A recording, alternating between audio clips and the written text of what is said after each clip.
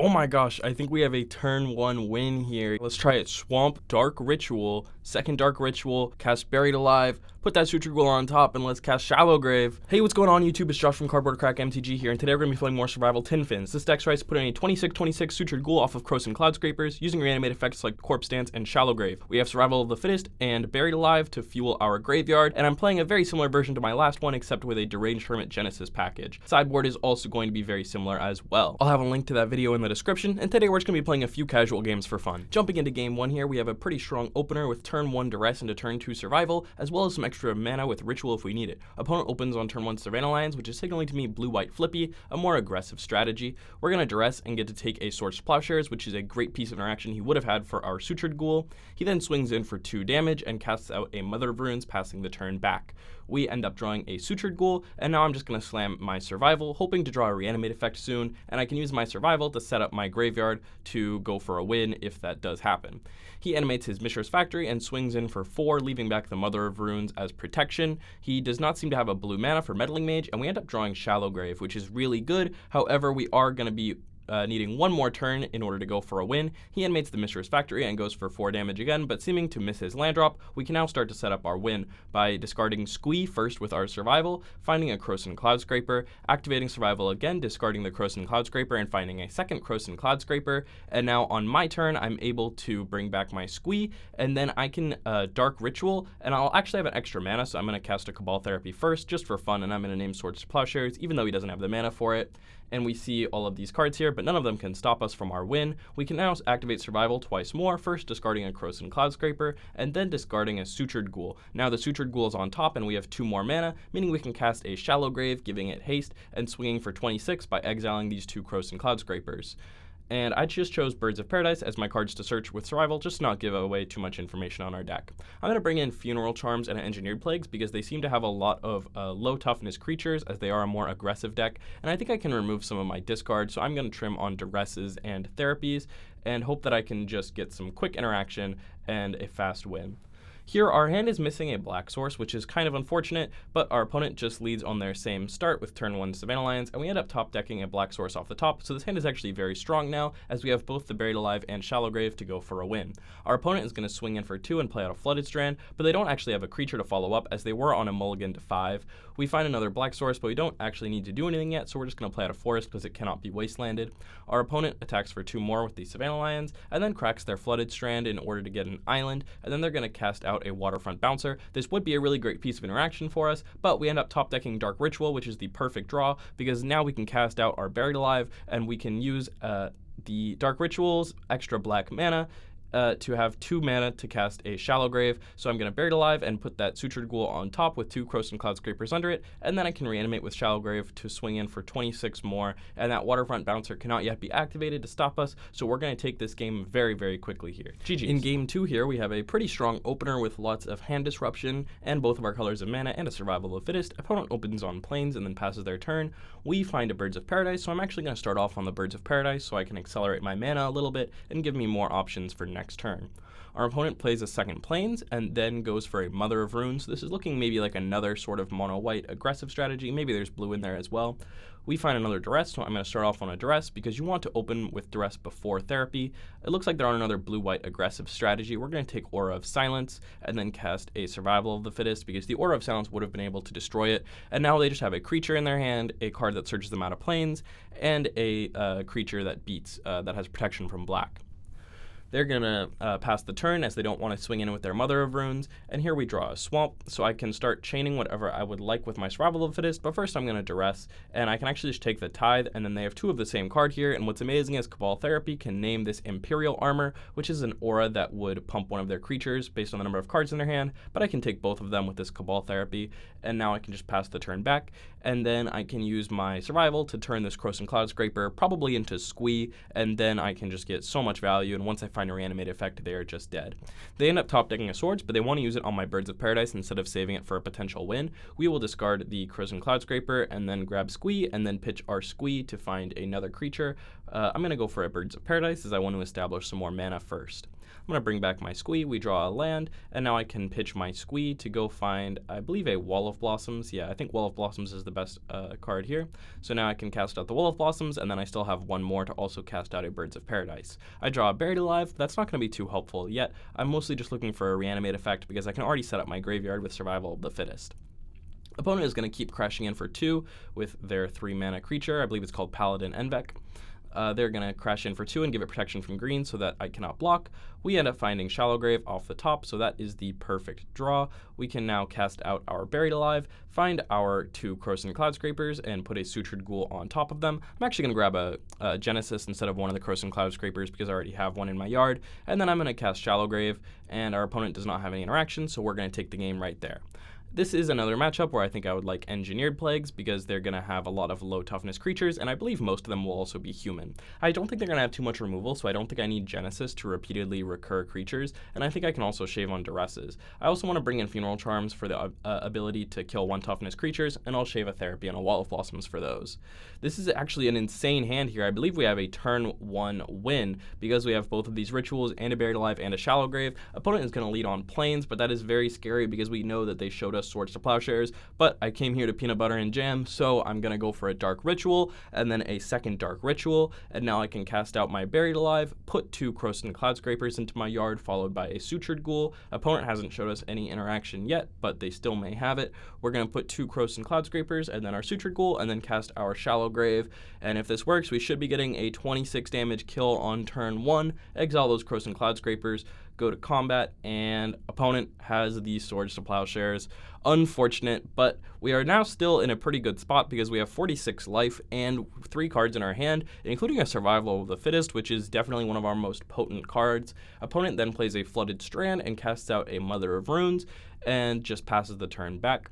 We end up drawing a Forest, which is great, so I'm going to cast out my Survival of the Fittest, and then maybe I can discard this Birds of Paradise, get a Squee going, and then go for my combo again in not too long. Our opponent casts a Tithe to go search their deck for a Plains, and then ends up casting Abolish to destroy my Survival of the Fittest by discarding a Plains, and then fetches out another Plains in order to cast a Cursed Scroll. So they still do not have very much pressure, but I'm only drawing mana sources here. I'm going to cast out my Birds of Paradise, although I don't think it's going to matter too much. We're really just looking for some sort of Reanimate effect and maybe a Survival of the Fittest and a Buried Alive. That's what we'd really need to get things going. We find the Buried Alive, which is pretty good. We still do have 2 Croson Cloudscrapers and a Sutured Ghoul in my deck, so I'm actually just going to cast this now. And I'm going to put 2 Croson Cloudscrapers into my graveyard, and then I'm going to put the Sutured Ghoul on top. Or actually, I'm going to go for Squee here. I'm not sure if I agree with that. I think maybe I should have gone for just hoping that if I top deck a Reanimate effect, I would win, because they can now Curse Scroll my bird away in the future. But maybe this is actually just the correct play so that I can get a Squee going, and now I can attack and block with a Squee. And I do have both the Crosons already in my yard, so they're not dead draws, but I would need a Survival of the Fittest or another Buried Alive in order to set myself up. We find an Engineered Plague. That's actually pretty good here because I can name human, get rid of this Mother of Runes, and stop probably a lot of their future creature-based plays. And then I can actually just keep crashing in for 1 here with my Squee, and they don't yet have enough mana to activate their Curse Scroll, and we're sitting pretty at 46 life, so this game could still be potentially in our favor. And they miss their land drop again, and we end up finding a Forest, so maybe I'm looking for like a Deranged Hermit or something along those lines to get some aggression going. They end up finding a Flooded Strand, so they're finally going to be able to start activating this Curse Scroll, but first they're going to want to dump some cards from their hand. They're going to start off on this card, which I've not seen very much, Soltari Visionary, but it's going to be able to destroy our Engineered Plague and actually this Survival that we end up top decking. So this is kind of a rough spot. They're going to start clearing our enchantments, and we're only going to have 1 turn to use this Survival, so I've got to make sure it counts. They're going to swing in with the Soltari Visionary, and because of Shadow, I cannot block it, so they're going to get to destroy my Engineered Plague and then play out another Paladin Envec. We draw a Funeral Charm, so I think I have a pretty interesting line here. I think I'm going to try to kill my own Squee with my Funeral Charm. That way I can start recurring it and use my Survival of the Fittest. They end up playing an Imperial Armor, which is kind of unfortunate. That's a lot of pressure. And so they're going to swing in, and I'm going to block the flyer with my Birds of Paradise because I don't need the mana anymore. And then I'm going to go for my play where I Funeral Charm my Squee. That way the Squee will come back to hand, and I'll be able to activate the Survival, chaining a few times if I would like. So I believe maybe a Reanimation effect could be a win here, but I don't find anything, just a Forest. I'm going to play out my Survival of the Fittest, although in hindsight this might have been a mistake. I'm going to discard my Squee, and then, actually I can grab Bone Shredder here, which is going to be very strong, because now I can destroy their Soltari Visionary and just be taking the damage from the Paladin Envec, so my Survival might live, and I have the Squee coming back, so I'm looking like I'm in actually a pretty okay situation again. I can't block because the Paladin Envec has protection from black, and they are going to cast out a Cataclysm. This is a super rough one because now I'm going to be losing all of these land drops that I worked so hard to develop toward. They're going to be able to keep 4 different permanents. I'm only going to be able to keep 3, and this Bone Shredder is going away at the start of my turn, so I'm definitely at a pretty large disadvantage here now. I will be recurring my Squee though, so we can't forget that, but they have a Flooded Strand to follow up and a second Curse Scroll, so they're starting to clear their hand, and just 1 more mana they can start activating these scrolls. I'm going to bring back my Squee, and my Bone Shredder dies. We find a Shallow Grave, which could be pretty good, but it was really more needed last turn. We're now able to discard with Survival of the Fittest and find a Birds of Paradise, but like I said, these Curse Scrolls are starting to become online soon once they get another land drop, so the birds might not be long for this world. We're going to be taking 5 here from the Paladin, and then they play their land drop. We're going to bring back our Squee, and we find another Reanimation effect, but that's not really what we want here. I'm going to play out my birds and hope that maybe they miss on their Curse Scroll name, but they end up naming Swords to Plowshares and hitting, so that means they could even have 2 Swords to Plowshares in hand, which is absolutely terrifying, and Swords is definitely their best card here because it can fully stop our combo, so now it's kind of more of an uphill battle. They're going to end up playing Soltari Monk, which has protection from black and shadow. We draw a Deranged Tournament, another one that we would have really liked just a few turns ago back when we had our lands. I'm going to think pretty hard here, but I think it's actually just Wall of Blossoms. I think the only hope here is if I top deck a land and then I can cast Wall of Blossoms. I don't think another Birds of Paradise is a good bet to go for because they could just keep killing it with Curse Scroll. So they're going to swing in for a lot, and then they play this Meddling Mage, which I think I can scoop here. They just have too much interaction. Unfortunately, opponent scoops up here. That is part of Moto random lobbies in Premodern. People run out of time, and that just is what it is. Going into our final game here, our first hand is missing a green mana, so I'm going to mulligan it. Our second hand is okay, but it's still missing a black mana. But if we have a black mana, we'll have Buried Alive and Shallow Grave to go for a win. Opponent starts off on Swamp. We're going to start off on Forest and just pass back. They're going to play out a second Swamp, and they're still passing, so this is looking like maybe a slower mono-black control strategy. We find Dark Ritual, which is good, but we're still looking for that initial black source so we can go for our win. They play another Swamp, and we miss once again on the black source, finding another Dark Ritual, so we'll pass the turn back. Opponent goes up to their 4th mana and plays out a Diabolic Tutor. We do not know what they found yet, but we end up finding a Survival of the Fittest. Usually mono black is pretty bad at killing enchantments, so I'm going to play this out. They're going to play out a 5th land, and then they're going to go for a Nether Spirit, so maybe they have Contagion in their deck, or maybe just very few creatures and only this Nether Spirit. We have this Survival activation on Squee to go find a Birds of Paradise to cast out, so we could have an initial black so that we can go for our combo here. They have a Diabolic Edict on end step, so we're going to have to sacrifice the Birds of Paradise, and then they're just going to attack in for 2 with their Nether Spirit. And then they're going to cast a Phyrexian Arena, so now they're going to have some extra card advantage going. We find Llanowar Waste, so I finally have my initial black mana, so I'm going to go for my win. I only need to use 1 Dark Ritual here to go for it. I'm going to first cast out Buried Alive, and then put 2 Krosan Cloudscrapers in my graveyard, followed by the Sutured Ghoul, and then I can just use a black and a green to cast Shallow Grave, and if they don't have any interaction, they're just dead here. We will see. I'm going to exile my 2 Krosan Cloudscrapers and go swinging for 26, but opponent has another Diabolic Edict, so we are going to have to sacrifice our Sutured Ghoul. That's still okay though. We can go for a second win, and we have the Survival to discard the current Krosan Cloudscraper in hand, so we can find just another one and then go for it again. They have a Duress though, which gets to take our Dark Ritual, and we are definitely looking for a Reanimate effect if we want to go for a win. And then they have another Diabolic Tutor and are going to swing in for 2. We draw a Birds of Paradise, so we don't really have too much to go for yet, so I'm going to just discard my Squee and find a Birds, and I'm just going to cast out 2 Birds of Paradise to develop my mana so that maybe I can go for a Deranged Tournament, or if I find a Reanimate effect, I can go for a win with Buried Alive or Survival activations. Then our opponent ends up casting Haunting Echoes. This must have been what they tutored for last turn, but we can't actually beat a Haunting Echoes because it'll take away all of our Crows and Cloud Scrapers, so we won't really have any way to beat them anymore, so I'm just going to concede to that. We're going to bring out our Bone Shredder for a Mesmeric Fiend because Bone Shredder can only target non-black creatures and they are not going to have any of those.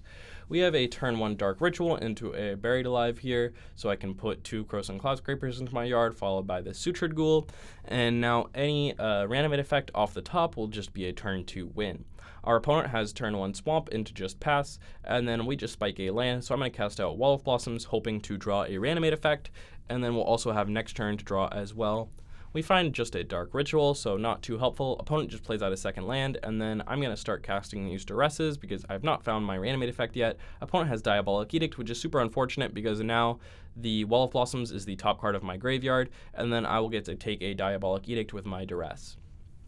They play out another land into a Phyrexian Arena, so they're going to be able to get more card advantage going, and then we just draw another Dark Ritual, so it's looking kind of dead this game. We could lose pretty quickly in 0-2 fashion. Opponent draws an extra card and then plays a land. They're going to go for a Duress, which is just going to take my Duress because my mana is not very intimidating to them. Then they're going to play out a Phyrexian Negator, so I could be dead in just 4 turns. We end up spiking a Crows and Cloud Scraper though, which is really interesting. I can play it as a Morph and then block the Phyrexian Negator to prevent 2 of the damage and make them sacrifice 2 permanents, which is really cool. They're going to swing in for 5 with the Negator, and that's what I'm going to do. I'm going to block with my Morph, and they will have to sacrifice 2 permanents, which is just going to be 2 Swamps here. Then they're going to follow up with another Phyrexian Arena, so they're going to have 3 cards a turn versus my 1. We end up drawing Shallow Grave, though, which is really interesting here, because if they swing in with their Phyrexian Negator and they don't top deck an instant speed removal spell, they could just lose the game. I'm going to cast out my Shallow Grave in combat and bring back my Crows and Cloud Scraper, and now I'm going to be able to block, and Phyrexian Negator can take more than 5 damage. It's going to take 13, so they're going to have to sacrifice 13 permanents, and they actually just scoop right there. Awesome, awesome game. We're just going to resubmit the list how it is, and here we have a pretty strong hand with Survival, Reanimate effect, and Buried Alive. They have a turn 1 Duress though, so they're going to take my Buried Alive, but I can still start off on a turn 1 Birds of Paradise to get my mana accelerated, and then follow it up with a Survival of the Fittest, and I do still have this Corpse Dance, so there's a lot of action still going on in this hand. Our opponent has a second Duress, so they're going to be able to take my Survival of the Fittest, and then they actually have a Planar Void, which is a really interesting one. It's kind of like Leyline of the Void, but it's interesting because it is not a replacement effect, it's actually a trigger, so I can respond to the trigger and put things in my graveyard and potentially respond to the Planar Void. So it's not actually a lock as much as it would seem. They're going to play a Nether Spirit, so they're just going to try to probably block with that and not let me get in with my Morph.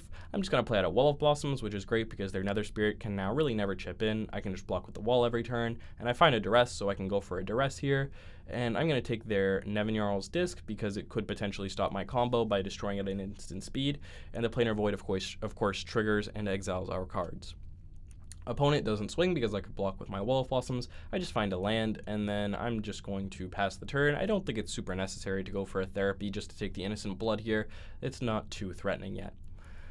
We find a Nantuko Vigilante, which is actually pretty good. I'm going to play that as a Morph, and now I can potentially flip that later in the game to destroy this Planar Void, so maybe that will help me go for my combo. Opponent goes for a Diabolic Tutor to go search their deck for the perfect card. I'm guessing that might be like a Haunting Echoes, so we're definitely going to want to try to fire off our Therapy now. We also have a Shallow Grave, which is definitely very helpful. So I'm going to flip my Nantuko Vigilante, destroying the Planar Void so that my Therapy doesn't get exiled. That way I can flash it back as well. First I'm going to name Innocent Blood because that is the card that I know of, and then I'm likely going to take whatever he searched for, which it looks like was Haunting Echoes. So I'm going to flash back my Cabal Therapy, and I'm going to get rid of my Crows and Cloud Scraper to take the Haunting Echoes, and I could potentially even reanimate my Crows and Cloud Scraper now as a 13/13 in the future. I'm not going to attack because we would just trade, and I'm going to pass the turn back.